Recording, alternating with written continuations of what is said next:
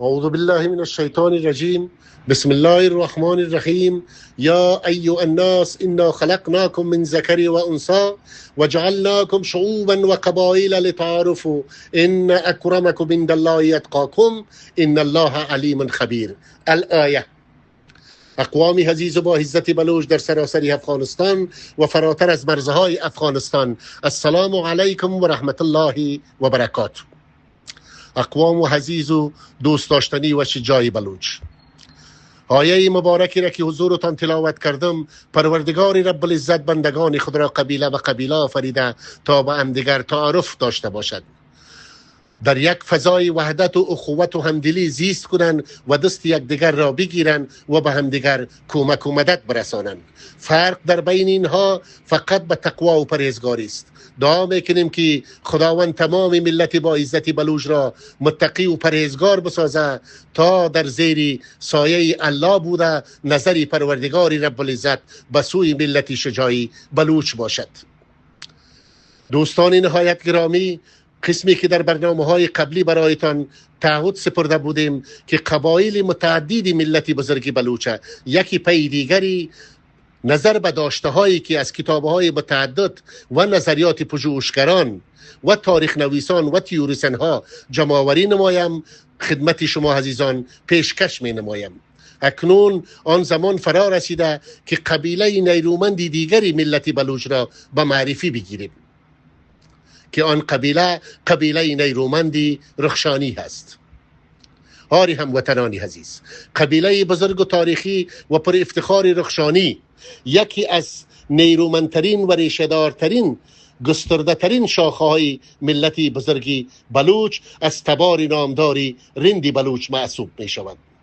شاخه‌ای که طی قرنها در جغرافیای وسیع بلوچستان تاریخی، جنوب غرب افغانستان، احران کنونی، ترکمنستان و اوضاع مرزی منطقه با عزت، استقامت و نفوذ قومی و روحیه مرزداری شناخته شده است.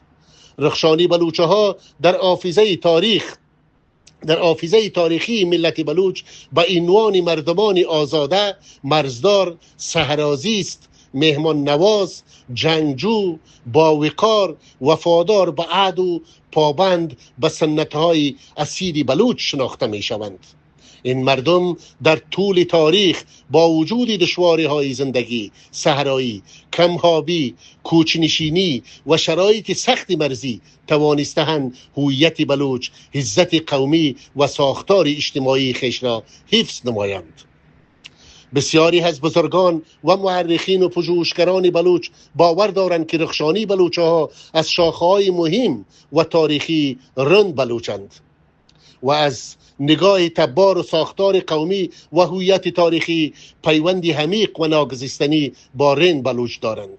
به همین دلیل در فرهنگ بلوچ نام رند و رخشانی در بسیاری از روایت‌های تاریخی در کنار هم و همریشه یاد می شود. وادی رخشان در مربوطات کویته بلوچستان و پاکستان کنونی یکی از مهمترین مراکز تاریخی رخشانی بلوچ ها محسوب می شود. سرزمینی که طی نسلها محل عبور کاروانهای کوچه‌های سنتی، تجارت مرزی، ارتباط تاریخی میان افغانستان، بلوچستان و ایران بوده است. این منطقه در گذشته بخشی از اوضاع فرهنگی و اجتماعی بلوچستان تاریخی به شمار می رفت و نقش مهمی در تحولات قومی و مرزی منطقه ایفا نموده است. رخشانی بلوچه ها طی نسلها در مناطق نوشکی، چاغی، خاران، دلبندین، واشک، زاهدان و نمروز، فرا و هلمند، کندهار و هرات، بادغیس، بلخ و سریپل، مازندران و مشهد و غیره بخش‌هایی از ترکمنستان حضور تاریخی داشته و در بسیاری از این مناطق به عنوان قبایلی با نفوذ، ریشه‌دار و با استقامت شناخته می‌شوند. زندگی در دشته‌های سوزان صحراهای خشک و مناطق سرحدی روحیه مقاومت و پایداری را در میان رخشانی بلوچ‌ها نیرومند ساخته است. آنان طی نسل‌ها با دامداری، کوچ‌نشینی، زراعت و تجارت سنتی و حفاظت از سرحدات بخشی از هویت تاریخی بلوچ را زنده نگه داشتند.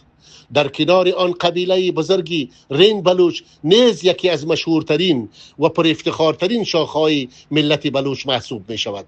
قبیله‌ای که نامیان همواره با شجاعت و غیرت، آزادگی و وفاداری قومی، روحیه جنگاوری و مردانگی پیوند داشته است.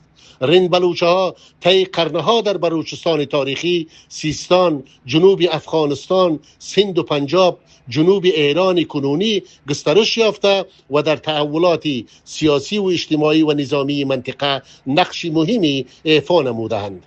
در تاریخ بلوچ نام میرچاکرخان رند بلوچ همچون خورشید درخشان می درخشد و یکی از بزرگترین رهبران تاریخی بلوچ در سده 16 میلادی بوده که توانسته قبایل بلوچ را متحد ساخته و نام رند بلوچ را در تاریخ منطقه جاودانه نماید.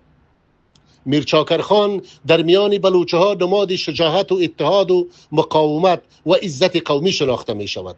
همچنان جنگ‌های تاریخی میان رند و لاشاری از مشهورترین روایت‌های حماسی بلوچ به شمار می رود که هنوز در اشعار و داستانها و فرهنگ شفاهی بلوچه ها زنده است. در افغانستان رند بلوچ و رخشانی بلوچ طی نسلها در ولایت هلمند، نیمروز و فرا، قندهار، هرات، بادغیس و بلخ و سریپل سکونت داشته و در دفاع از سرحدات، حل منازعات قومی، ثبات اجتماعی و حفظ هویت بلوچ نقش مهمی ایفا نموده‌اند.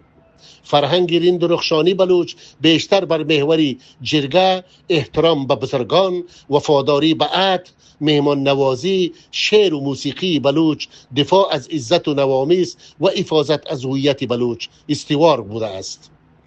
در میان این دودمان بزرگ شخصیت‌ها و سرداران و مجاهدین و متنفذین، علمای جهید و رجال ملی فراوانی ظهور نمودند که هر کدام در تاریخ اجتماعی و قومی بلوچ جایگاه ویژه‌ای دارند. از جمله شخصیت‌های شناخته شده رخشانی بلوچ در افغانستان میتوان از این بزرگان نام برد: مرحوم سردار نامدار مامور میرزا خدای نظرخان جمال الدینی رخشانی بلوچ، شخصیت بزرگ قومی و سیاسی که در زمان اعلیحضرت محمد ظاهر شاه با حیث عضو لوی جرگه مشورتی عنعنوی و معاون ولایت فرا ایفای وظیفه نموده است و روابط نزدیک و صمیمانه با دربار شاهی داشت. مرحوم سردار غلام نبی خان بادینی رخشانی بلوچ از شخصیت‌های نامدار و دلسوز ملت بلوچ در سطح حوزه جنوب کشور ولایت کندهار. مرحوم سردار غلام حیدرخان جمال الدینی رخشانی بلوچ از سرداران مطرح و باوقار و دلسوز ملت بلوچ در ولایت هلمند. مرحوم سردار و علاقدار حاجی محمد شریف خان ماندهی رخشانی بلوچ از شخصیت‌های شناخته شده افغانستان شمول و از بزرگان منطقه سرحدی ملکورکی ولایت نیمروز. مرحوم سردار حاجی عبدالرشید خان جمال الدینی رخشانی بلوچ، شخصیتی مطرح زمینداری بزرگ و از متنفذین ولایت نیمروز. شهید مجاهد نستو سردار نور محمد خان جمال الدینی رخشانی، امیر عمومی پیشین حزب اسلامی ولایت بادغیس، از مجاهدین و سرداران مطرح افغانستان. مرحوم سردار حاجی سید محمد خان بادینی رخشانی از ولسوالی خاشرودی منطقه شیشابه ولایت نیمروز، شخصیت شناخته شده و مورد احترام بلوچ در منطقه. سردار شهید خان محمد خان بلوچی بادینی رخشانی، قماندان عمومی جبهه خاشرود، از چهره مطرح جهادی در سطح کشور. سردار میرزا جان محمد خان بادینی رخشانی بلوچ، از بزرگان بلوچ‌های ولایت هرات و عضو پیشین لوی جرگه مشورتی عنعنوی افغانستان. مرحوم سردار محمد علم خان جمال الدینی رخشانی بلوچ، شخصیتی نامدار و پرآوازه از ولسوالی تاشقرغانی ولایت بلخ باستان. منشی ولی محمد بادینی رخشانی، دانشمندی ادیب و شخصیت فرهنگی بلوچ از ولایت نیمروز. سردار ملک بالاچ خان بادینی رخشانی بلوچ، بزرگ قومی و سردار بلوچ‌های ولسوالی چاربرجک نیمروز. مرحوم سردار محمد عظیم خان بادینی رخشانی بلوچ، شخصیتی پرآوازه و شناخته شده بلوچ از ولسوالی چخانسور یعنی زادگاه یعقوب لیثی سفاری. مامور حاجی سردار محمد غوثخان رخشانی بلوچ از ولایت سریپل که در دوران حکومت شاهی در چندین لوی جرگه عنعنوی مردم افغانستان به حیث نماینده ولایت سریپل اشتراک نموده بودند. این بزرگان و دهها شخصیت دیگری بلوچ طی نسلها در حفظ هویت بلوچ، حل منازعات قومی، دفاع از سرحدات، تامین ثبات اجتماعی و خدمت به مردم نقشی مهمی را ایفا کردند و نامشان در حافظه تاریخ جاویدانه خواهد بود. دوستان نهایت مهربان، در ختم معرفی قبیله نیرومند و شجاع رخشانی، در وصف این قبیله نیرومند پارچه شعری را که شاعر شیرین کلام سروده به خوانش میگیرم.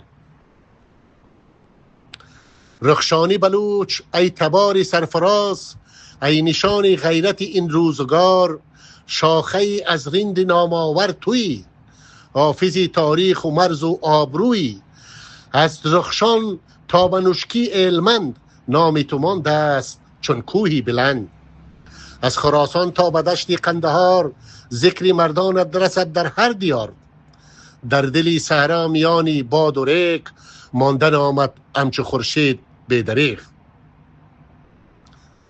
نه تو را طوفان صحرا خم نمود، نه غبار فقر نامت کم نمود.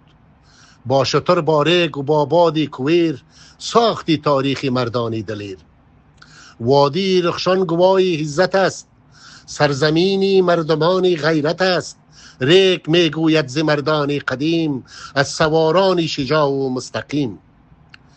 میرزا خدای نظر آن مردی بزرگ، نامدار قوم در دروان استرگ. غلام نبی خان مردی قندهار، آن دلیری نامداری روزگار. غلام حیدر آن دلیری هیلمند، مرد استقامت چو کوهی بلند. نور محمد خان مردی جبهه ها، شیر میدانی نبرد و معرکه ها. خان محمد آن شهیدی سربلند، قماندان آن جبهه های ارجمند.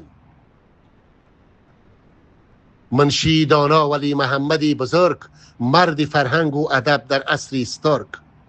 این همه مردان رخشانی بلوچ، این همه شیران میدانی بلوچ. رند رخشانی دو نامی جاویدان، دو تباری ریشداری پهلوان. جرگه و میمون نوازی رسمشان، غیرت و مردانگی در جسمشان. میرچاکر زنده در نام شماست، روحی مردانگیش امرای شماست. تا بود تاریخ بلوچ استوار، رند و رخشانی بمانند پایدار. زنده باد آن قومی با عزتی بلوچ، جاویدان باد شرافت در بلوچ. ماندهی ریگی رند و رخشانی، زام جنین بچند میر حیات خانی. من با عزت و عزیز این بلوچ قومان، شما را به پاک الله سپارین، خداوند شمی ساتوک. و من الله توفیق. الحاج سردار حمید الله سرپره بلوچ، خادم ملت شجاع و با عزتی بلوچ.